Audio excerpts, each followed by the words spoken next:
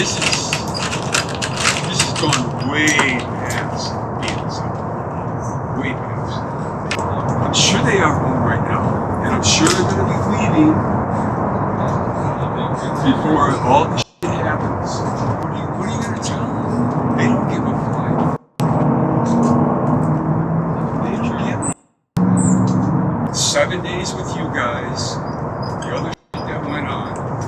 What's the code on starting work? 6:30 now. 6:30, yeah, and then at 7 a.m. the cargo trucks and stuff are Alright, what's going on everybody? We're here bright and early for the concrete pour. We got 20 yards going in today. It's going to be a sand wash finish. We're going to be pouring this walkway right here, possibly the curb if we got enough concrete. All this walkway right here. Draining the neighbor side a little bit. We ended up doing some of the neighbors, a little bit extra for the neighbor right there, just to get it drained in his backyard. Pour all this side yard right here.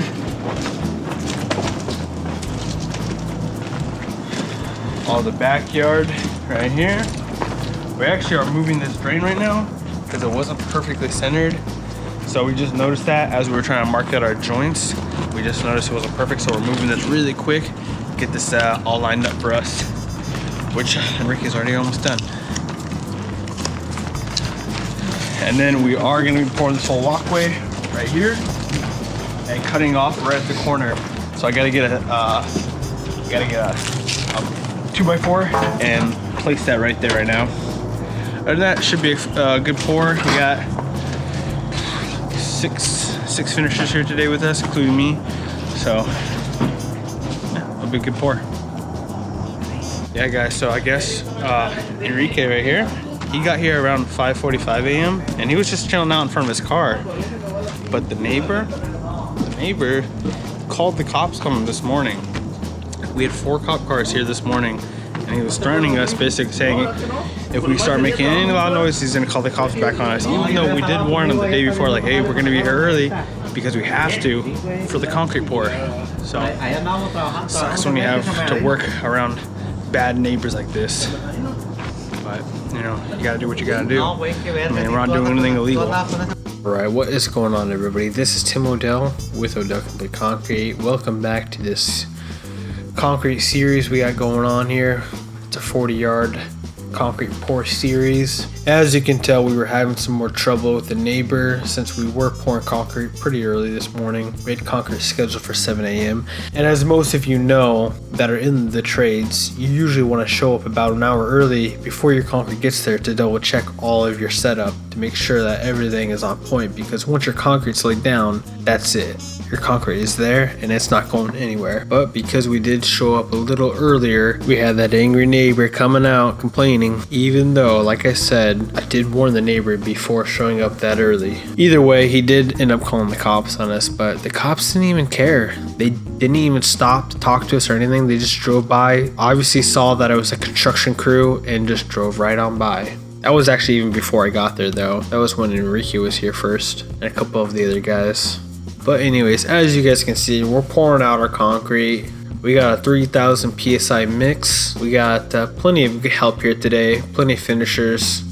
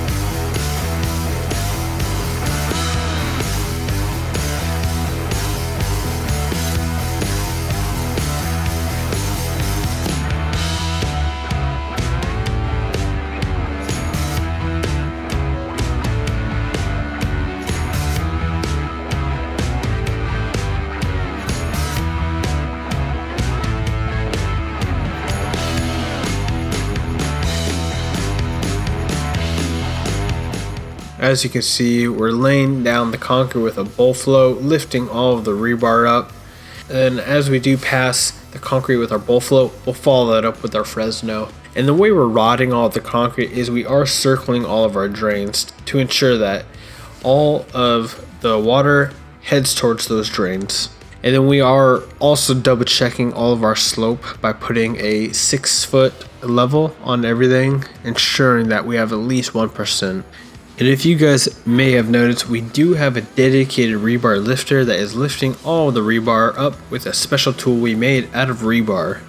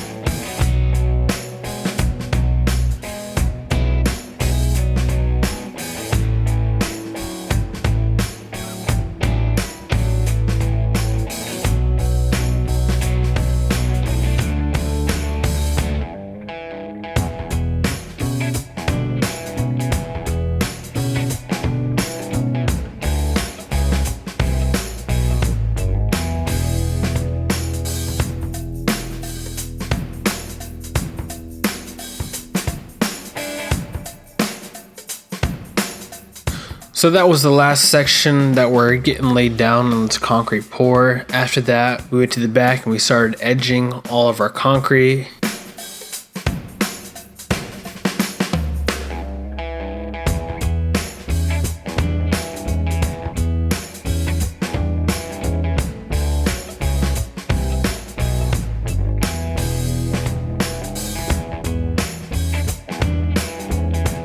So as you can see, we actually do have the backyard all jointed already. We use string lines to get nice straight lines for our joints and our borders, because we're going to be doing borders around the whole patio in the backyard. And then we put our crack control joints on all the major crack control points, like the corner of the house, center of the drains, corner of the patios, off the fireplace.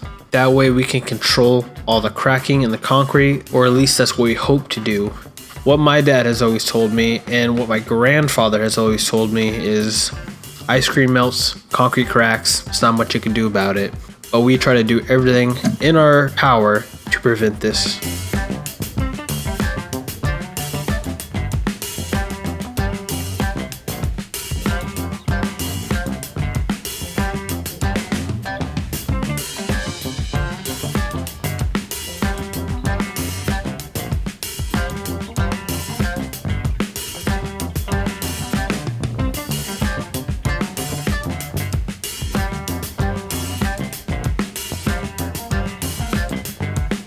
After we do have all of our joints cut in, we got our walking joiner following up those crack control joints to round out the edges on them. It also makes it stronger and it makes it look nicer.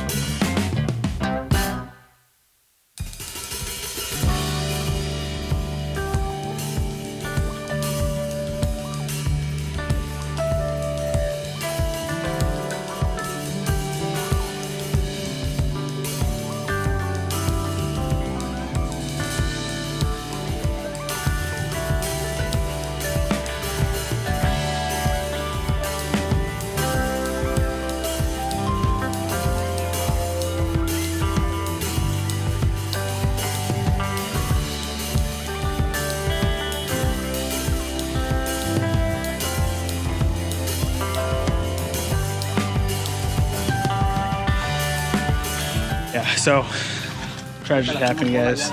Someone stepped on our sprayer, broke it, and this one's a really nice sprayer. And I don't think we're gonna be able to get it back on. Maybe, I don't know. Sal's trying to put it back together right now, but we really need this one because this one's a really good one. It can really spray well, and it's got a nice filter on it. So any clumps that come in the top cast, we'll get rid of them. The top cast is a finish. It basically exposes the sand and grit in the concrete mix to get that more old school look. So basically you get a natural sand wash finish over time. But some people like that look, so they want it right away. So yeah, that was unfortunate. Someone ended up stepping on our Tomahawk sprayer, and the Tomahawk sprayers are actually super nice. They're gas powered and they spray out really even and they never get clogged. So we had to run to Home Depot really quick in a scramble, get this DeWalt pump sprayer, and I'm gonna be honest guys, this thing was terrible. It was getting clogged, didn't have nice pressure, and since it was getting clogged, everything that was spraying out was just so uneven. So we had to spray extra top cast, and this top cast is expensive. Luckily I always buy extra, but I was hoping not to use those extra buckets that I bought. But I did end up having to use them because the sprayers weren't spraying very even, so I had to use so much extra to get everything covered. And you think for an $80 sprayer, you'd get at least somewhat good quality. So we kind of scrambled using all of the leftover spray bottles we did have on hand since our main Tomahawk sprayer went down. But we actually ended up doing some jerry rigging of 2 sprayers to create a nozzle that worked for our Tomahawk sprayer.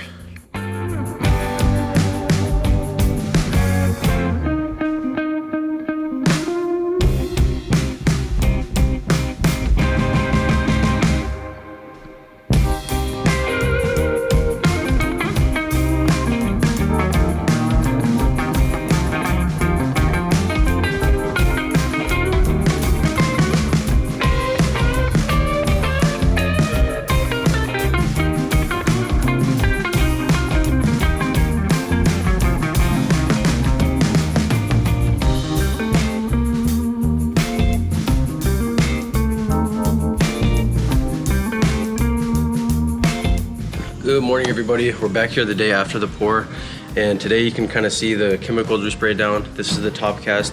We got to pressure wash it the day after we pour, so we're here today. We got the pressure washers out. We got Luis, Enrique, my brother's gonna be here soon, and we're gonna go ahead and just pressure wash all this down and achieve that really nice fine sand wash finish. This is number 3 top cast by Dayton, and it looks really good once it's all pressure washed. It looks a little funny right now, but once we pressure wash all this off, it's gonna look really good. So yeah, we're gonna go ahead and start these babies up. It's about 9 o'clock in the morning, Saturday. Started a little later today because of the weekend, but yeah, we just hope we don't run into any problems with the neighbor over here, because we've been having some issues with him, as you guys probably have been seeing. So yeah, we're gonna get it going right now and go from there. Let's do it. So here we are the next day, guys, washing all of the top casts off, and there's a couple ways you could really do this. Since we're in the winter season, I like to come back the next day and pressure wash everything off with a hard bristle broom. That way it works perfectly fine. But if this was summer, I would have probably came back 3 to 4 hours later and just used a hose and a nozzle and a hard bristle broom, and it would have done the same job. Just one day would have been very, very long compared to coming back the next day and being able to get more work done on the site.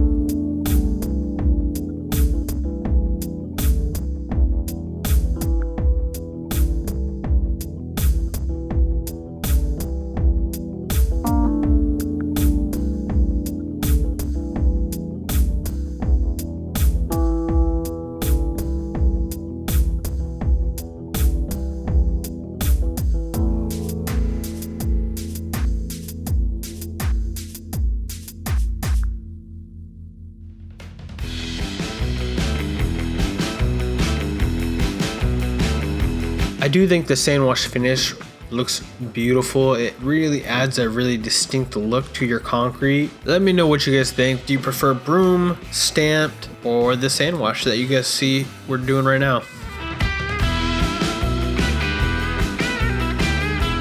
The other thing is I forgot to bring my boots like everyone else this day. So by the end of the day, after pressure washing all day, my feet were soaked. So huge tip, guys, never forget your waterproof boots when doing Topcast.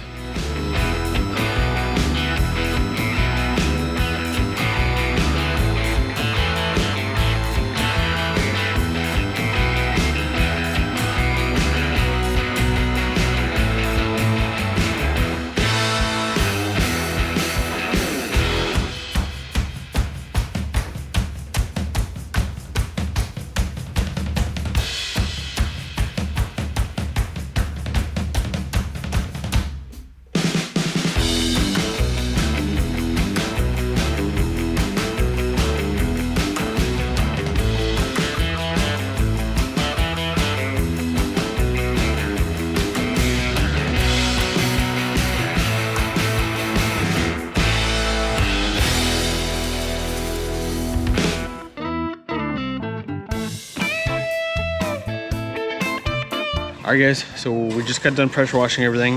It's looking really nice. As you can see, check this out up close. Getting a little dirt on it as we're walking back and forth, but I mean, we got all of the top cast off. You can look at the curb. That's a good one right there to look at. Oh, compactor, baby. It's coming out really clean. It's a nice fine sand wash finish. What we're doing right now is rodding out the driveway with a 2x4, setting up string lines, and getting the grade perfect. So that when we come back, we can pour this out.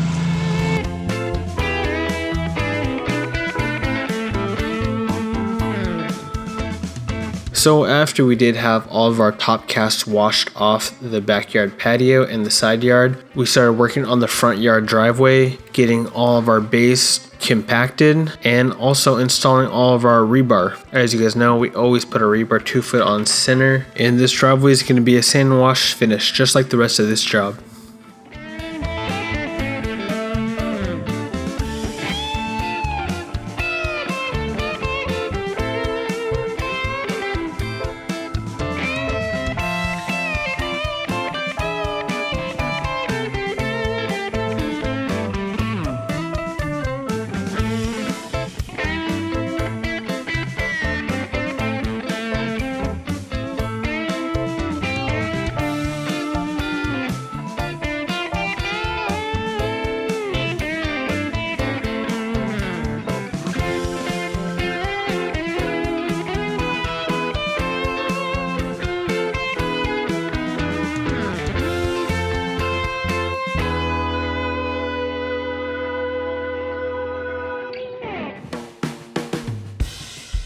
Anyways, that basically wraps up part 3. So I do hope you guys enjoyed.